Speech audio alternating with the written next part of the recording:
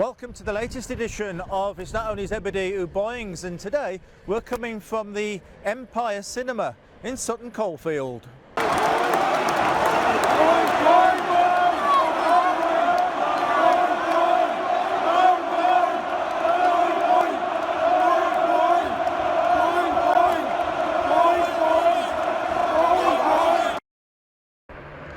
Now, our special guest today is Christie, who's the general manager here at the cinema, and he was, and still is indeed, a West Bromwich Albion fan. Now, I taught Des back in 1990 or so. Yeah, something around there. A 14, 15-year-old, though, you had a special treat, didn't you? So tell us a little bit about that. We did have a special treat. You know, like it says, you taught us back in the, and you invited us to go and interview the one and only Brian Talbot, which was the West Bromwich Albion manager at the time. And being a West Bromwich Albion fan, that was a treat in a lifetime for myself and Malcolm. Fantastic. So thank you very much. Well, luckily that old VHS tape still exists, and so it's slightly warped and going to be hissy over the years, but here's a little bit of the extract there from that interview.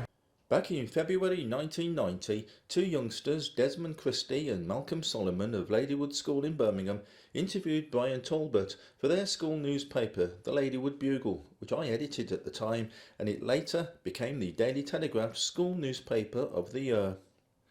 Now, the interview with Brian Talbot, we also recorded it in an interview which took place in Brian Talbot's noisy office on Halfords Lane, and he began by announcing that his playing career was over and that he would be concentrating on management.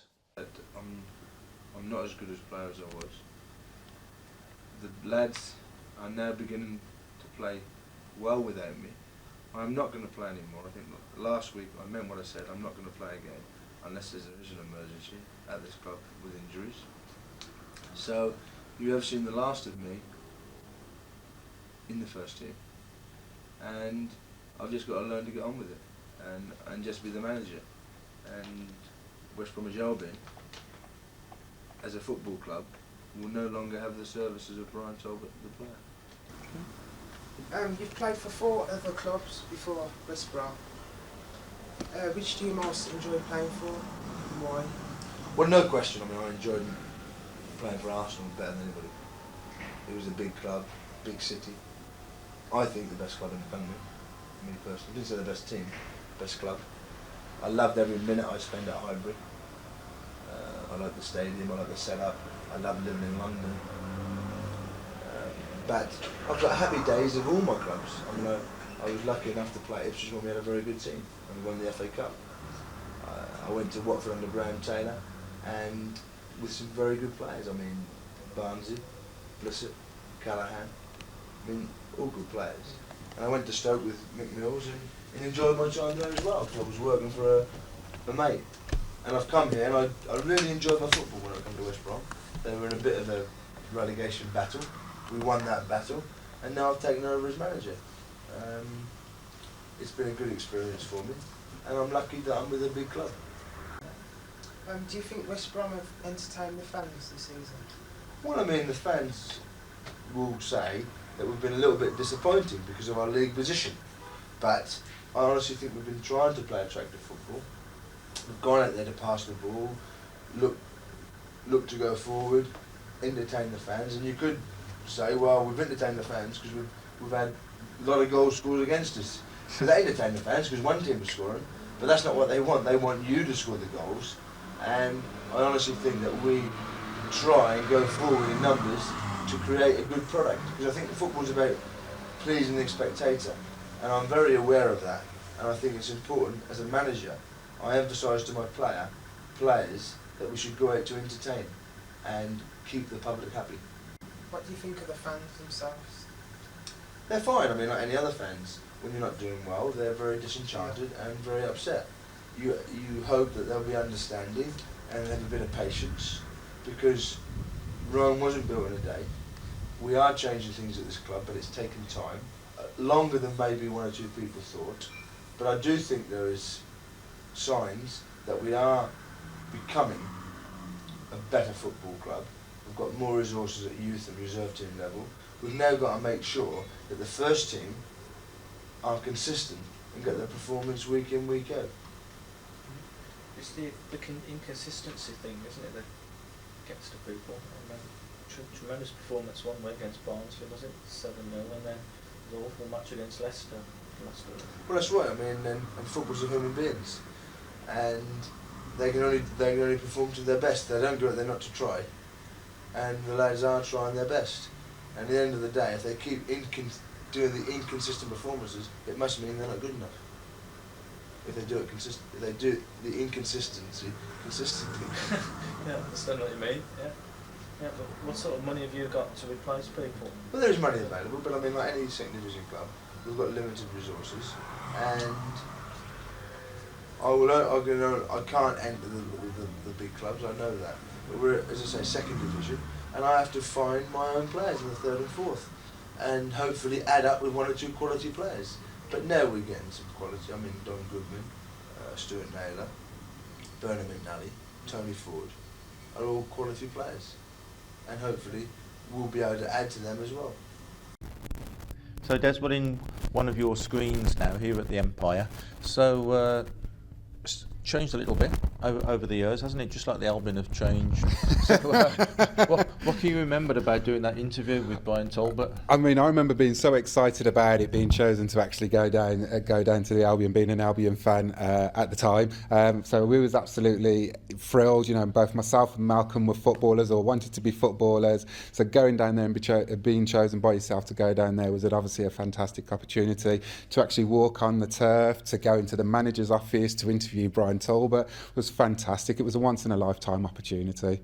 Now, you weren't exactly a quiet lad at school, were you? But it was still been a nervous thing for you to actually interview the Albion manager, wouldn't it? Most definitely. I mean, the aura that he had as well, you know, and this is a guy that's managing professional football players, you know, so it was quite nerving, it was quite scary. But I think just actually being down there and wanting to be a footballer and walking onto the turf, it just felt right. So, yeah, it was fantastic, absolutely fantastic. Yeah, and loads of kids at school afterwards were all pretty envious, I'd have thought, weren't they? They were definitely envious because they'd seen the videos. We got back, we were buzzing, we were talking about what we was doing. You know, people were, you know, we got a chance to walk on the Albion, you know, on the hallowed turf for yourself, Norman. It's the hallowed turf, stand inside the goal area and just be where famous people like Cyril Regis had headed and scored goals. That was what was going through our mind at the time. This week in 1890, West Bromwich Albion played Burton Wanderers in the Staffordshire Cup at Stony Lane. The local press stated the game was entirely confined to the visitors' quarters, which is one way of saying it was a bit one-sided. By half-time the Baggies were 9-0 up and went on to win convincingly. 4 players scored hat-tricks and Billy Bassett did even better, scoring 6 times. Even the goalkeeper Roberts joined in to score one of the goals. Final score, West Bromwich Albion 23, Burton Wanderers 0.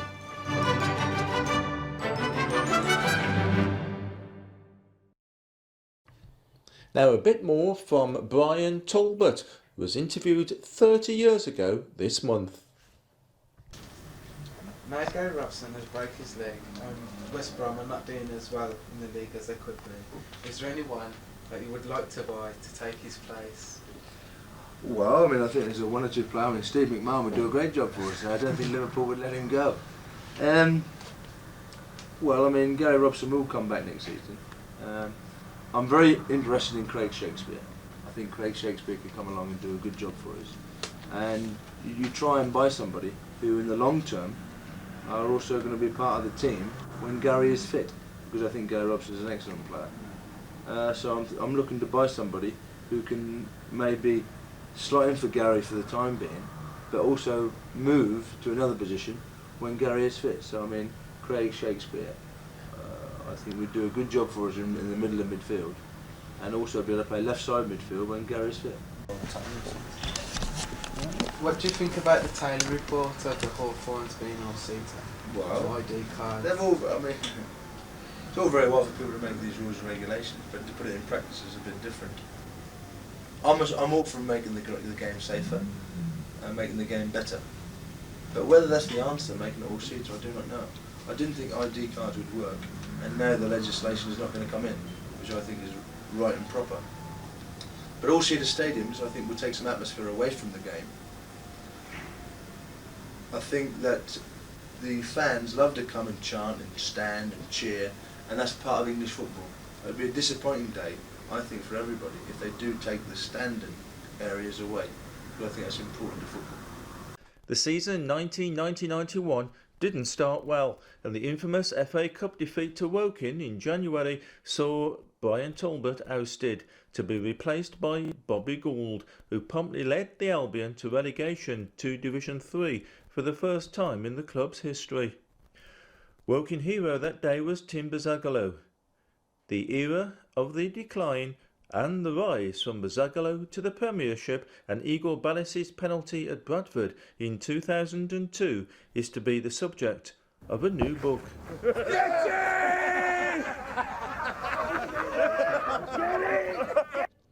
Yeah, I had a book out a few years ago in Pastures Green, which I really enjoyed doing. And I had the idea of either doing an extra chapter interview with Gary Megson or looking into a new book of some sort. And I interviewed Gary, and I thought, actually, you know what, maybe a prequel would work to that period. The 1990s, we all like nostalgia these days, and I thought it'd be great to maybe bring together some of the people from that era, call it From Bazzagalo to Ballis, which kind of wraps up that period quite well, you know, with the utter low of the game against Woking to the drama of Valley Parade.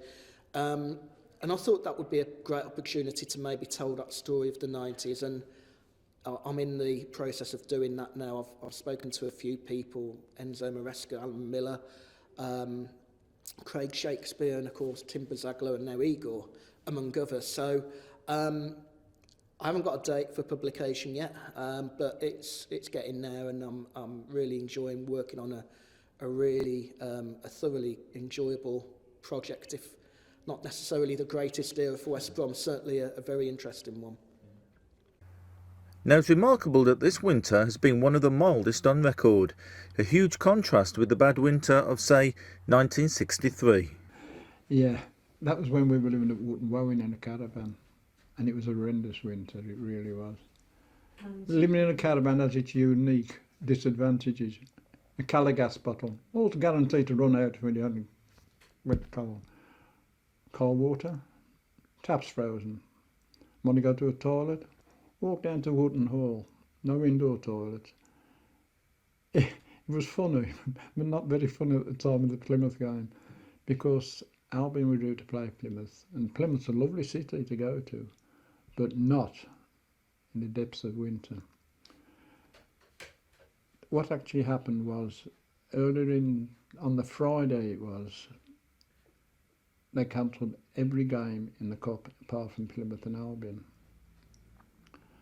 And that was in doubt. So what are we going to do? How do we get there? Well, we've got to go, because it's Albion versus Plymouth. British Railway cancelled all the trains, which was a popular means of transport then to places like Plymouth. So how can I get to Plymouth? And I suddenly remembered the Albury branch of the Supporters Club had got 2 coaches running. Anyhow, we started off, and it was horrendous. The snow was literally all along the road. There was, so there's no motorways. It was a case of struggle on the best way you can. We had to stop 2 or 3 times. The drive was marvellous. We were stopped on the 3rd time, I think it was, by snow, and there was some shovels in the back of the coach, so there we supporters actually digging the ruddy coach out to carry on. We got there at 8 o'clock in the morning. We made it. It was worth it. We won, but it couldn't happen these days because the game would have been called off.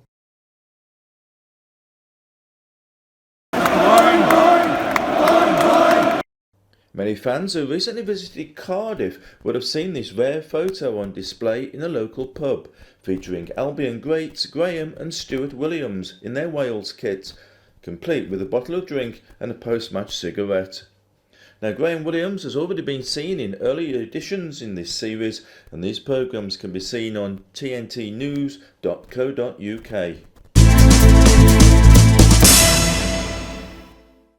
Stuart and Graham played 59 times for Wales between them in Albion colours. Stuart Williams was another elegant player like Don Howe. Stuart Williams was a very rugged, elegant player. Damn good fullback. I mean, I first saw Stuart would have played right back for Albion when I saw my first live game in '59. You know, he would have played that day. I think he would have played left back because Willie hadn't broken into the side then. So Don Howe would have been right back. Willie would have been left back. Stuart Williams would have been left back. But he was another elegant fullback. Very good going forward. Very good defensively, and a nice man. You know what? And you know what? We talk about him as footballers. Yeah, what was he like as a footballer? Yeah, brilliant. But I tell you what, a lot of these players were nice men. Stuart Williams, what a nice man. Graham Williams, what a nice man. Derek Kevin, what a lovely, lovely man. So that's about it then for this edition of the programme. Very much hope you've enjoyed watching it, and join us again soon. So from Des and myself, goodbye and thanks for watching. Goodbye, boing, boing, baggies, baggies, boing, boing. Not like you to overdo it, Des. Why not? Then where's your geography homework? Where is it? I know, I do need to. There you go.